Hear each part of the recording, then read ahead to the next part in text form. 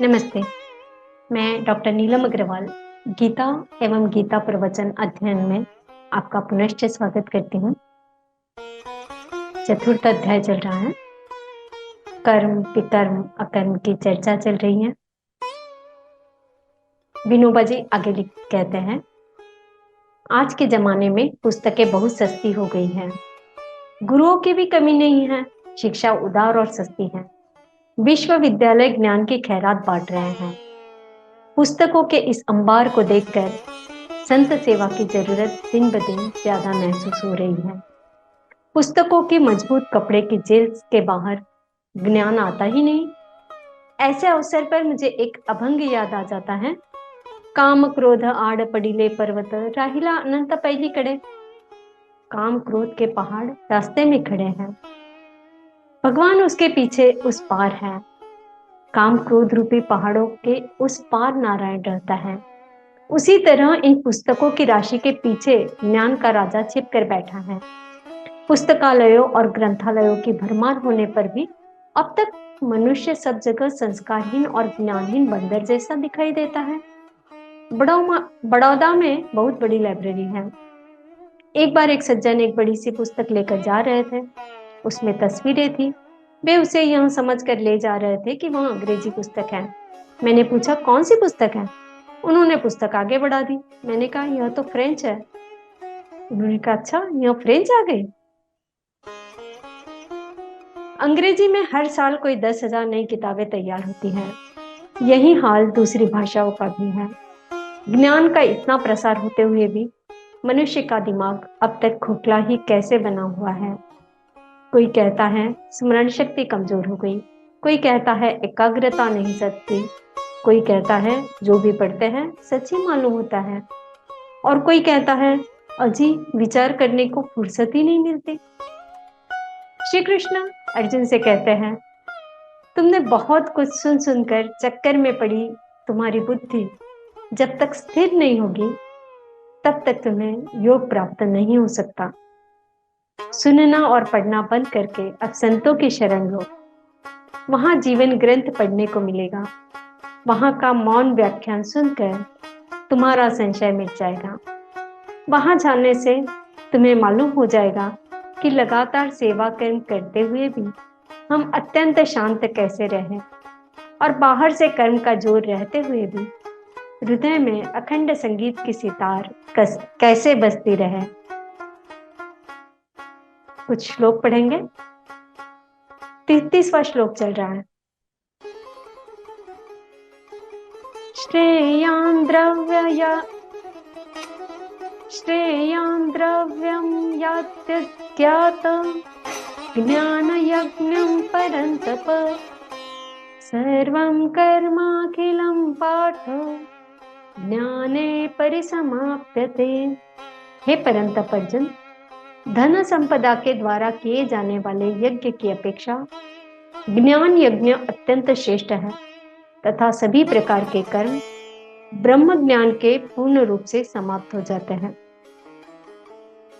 तद्विद्धि प्रणिपातेन परिप्रश्नेन सेवया उपदेक्ष्यन्ति ते ज्ञानम् ज्ञानिनस्तत्त्वदर्शिनः। यज्ञों के उस ज्ञान को तू गुरु के पास जाकर समझने का प्रयत्न कर। उनके प्रति पूर्ण रूप से शरणागत होकर सेवा करके विनीत भाव से जिज्ञासा करने पर वे तत्वदर्शी ब्रह्मज्ञानी महात्मा तुझे उस तत्व ज्ञान का उपदेश करेंगे।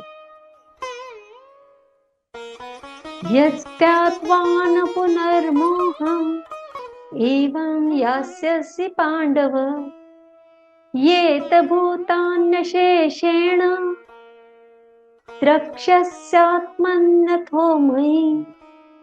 हे पांडुपुत्र, उस तत्व ज्ञान को जानकर फिर तू कभी इस प्रकार के मोह को प्राप्त नहीं होगा, तथा इस जानकारी के द्वारा आचरण करके तू सभी प्राणियों में अपनी ही आत्मा का प्रसार देखकर मुझ परमात्मा में प्रवेश पा सकेगा।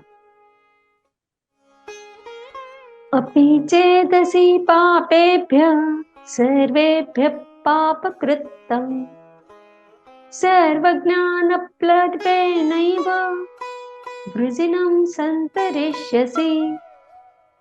यदि तू सभी पापियों से भी अधिक पाप करने वाला है, तो भी तू मेरे ज्ञान रूपी नौका द्वारा निश्चित रूप से सभी प्रकार के पापों से छूटकर संसार रूपी दुख के सागर को पार कर जाएगा। यथैधांसि समिद्धोऽग्नि भस्मसात् कुरुतेऽर्जुन ज्ञानाग्नि सर्वकर्माणि भस्मसात् कुरुते तथा।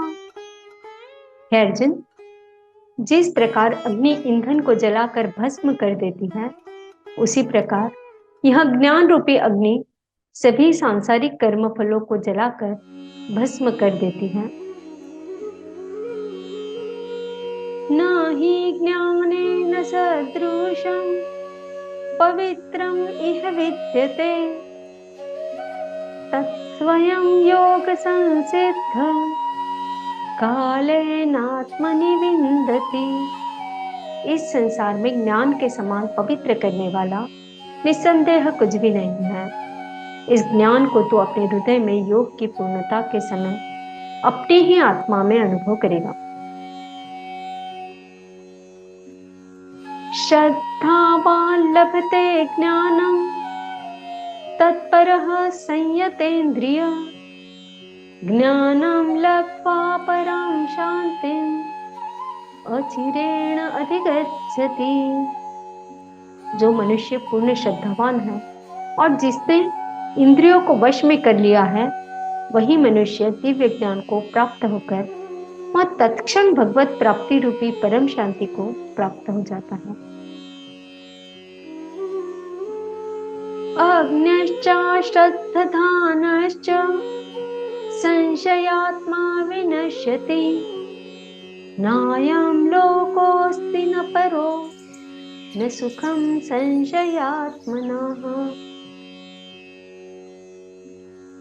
जिस मनुष्य को शास्त्रों का ज्ञान नहीं है, शास्त्रों पर श्रद्धा नहीं है और शास्त्रों को शंका की दृष्टि से देखता है, वह मनुष्य निश्चित रूप से भ्रष्ट हो जाता है।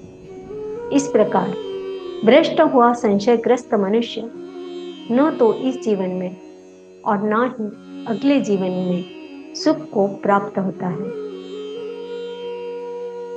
योग संन्यस्त कर्माणं ज्ञान संचन्न संशयम् आत्मवन्तं न कर्माणि निबद्धन्ते धनंजय। हे धनंजय, जिस मनुष्य ने अपने समस्त कर्म के फलों का त्याग कर दिया है और जिसके दिव्य ज्ञान द्वारा समस्त संशय मिट गए हैं, ऐसे आत्मपरायण मनुष्य को कर्म कभी नहीं बांधते हैं।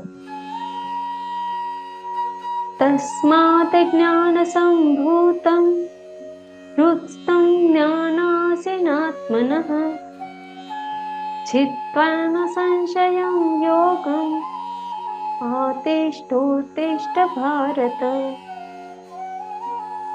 अतः हे भरतवंशी अर्जुन, तू अपने हृदय में स्थित इस अज्ञान से उत्पन्न अपने संशय को ज्ञान रूपी शस्त्र से काट और योग में स्थित होकर युद्ध के लिए खड़ा हो जा। चतुर्थ अध्याय समाप्त हुआ। श्री कृष्ण अर्पणम। आज का प्रश्न हम लेते हैं अपने चिंतन मनन के लिए कि भगवान कृष्ण जो कह रहे हैं कि तुम्हारे मन में जो संशय है उसको विवेक रूपी तलवार से, विवेक रूपी शस्त्र से काट दो। तो संशय को हटाने के लिए यह ज्ञान, विवेक रूपी ज्ञान क्या है और कैसे मिलेगा, इस पर हम चिंतन करेंगे, स्वचिंतन। धन्यवाद।